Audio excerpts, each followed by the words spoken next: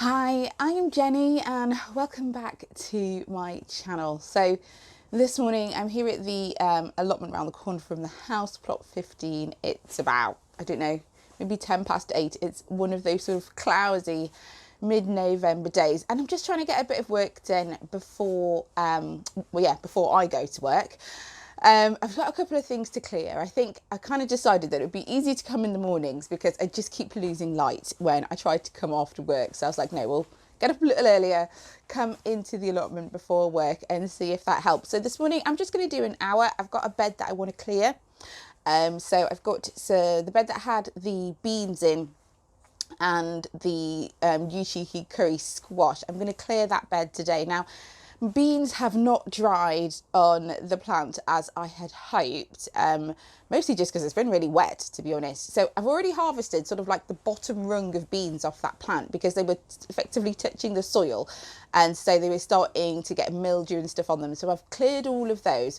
The ones that are left, I'm actually just going to take out of the ground, I think, with their stakes still attached, and then bring them in here to the greenhouse for them to continue drying. And then I'll actually harvest them when they've dried on the vine. I'm also going to pick all of the squash today. I've got some that are too small to be used, and those ones I will just pop on the compost along with all the vines. But yeah, I'm going to clear that bed today. We're going to get it weeded, ready for the next season. And then, yeah, we'll just see how far I get today. Okay, let's go.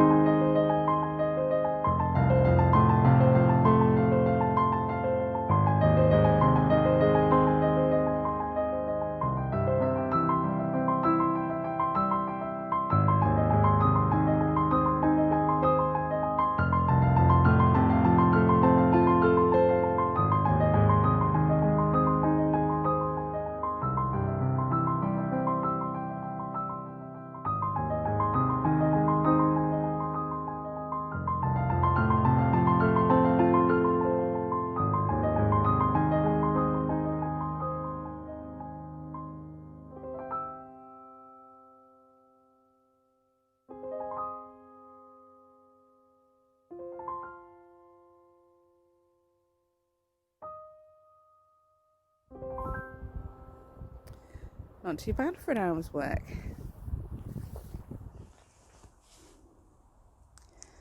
So these are the Uchiki Kuri squash that I've harvested. I'm actually pretty pleased with them. Yeah, it's not too bad at all. I did have a couple of extra small ones, but they're not ripe enough at all, so I've just left them. Well, yeah, I'll probably just chuck those on the compost heap unless I can think of something else to do with them. And yeah, I'm going to leave these in here for a couple of weeks for the stems to harden. If you look at this one here, this has got a really hard stem, but some of the others, the stems are still really soft, so they're not quite ready yet. So I'll leave them in here to dry out and for the skins to get a little bit harder, and then hopefully I'll be eating them in a couple of weeks' time. Back in the house in the relative warmth. I'm actually pretty pleased with what I managed to get done at the allotment today, but I thought it would be helpful just to have a quick chat about my sort of two sisters experiment. So traditionally the three sisters would be sweet corn, some sort of climbing squash and climbing beans. Well, the squash doesn't have to climb. It's, you know, you could also just do either a bush variety or one that vines on the ground. Either would be totally fine and they would work brilliantly. And I just did two of those this season, beans and squash. Now I picked the Uchiki Kuri squash on purpose because I knew that it wouldn't grow very big because I was putting them in quite late on. So I didn't actually sow those seeds until the middle of June, I think maybe the third week in June actually, which is pretty late for putting in squash. But I have to say I'm really pleased at how that has worked out, because actually they grew fine. I think I was starting to get a bit worried when, like, you know, you do that thing where you compare what you're doing to like what other plot holders look like when their squash were all in really early and all flourishing and looking amazing, and mine was still really tiny, and I was like, oh God, are they gonna grow? But actually, you know what, we got a really, really good harvest from them. And although I had said that the small ones I was going to put on the compost heap, I haven't done that at all. What I actually did was just to cook them. So I just peeled them and cooked them. I basically treated them like you would a summer squash, like a courgette or something, and just sliced them, sauteed them with some butter and garlic and a touch of lemon juice. They were lovely. So yeah, nothing wasted, which is always great.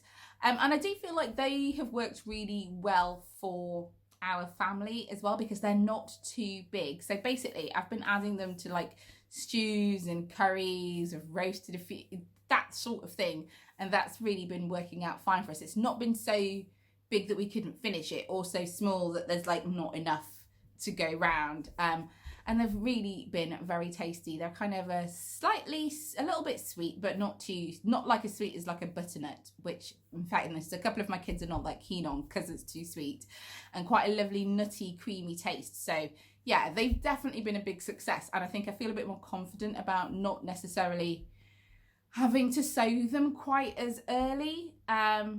And next year, I think there's always a push, isn't there, to like get things in the ground as early as possible. You know, you want to make the most out of the season, which is totally understandable. But I know that for me, that can sometimes feel a little pressured, which is not really what you want when you're gardening. It's supposed to be fun, isn't it?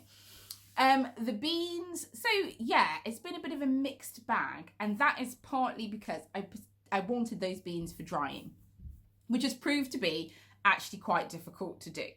And that is because I put them in late. So they've kind of had the opposite end of the spectrum to the squash, really. They did grow, and I actually got a really decent harvest from them, but getting the beans dry has basically just not really been possible. So it's been raining here probably since, I don't know, mid-October. And it just never, there's never really been a long enough break period for anything to dry out.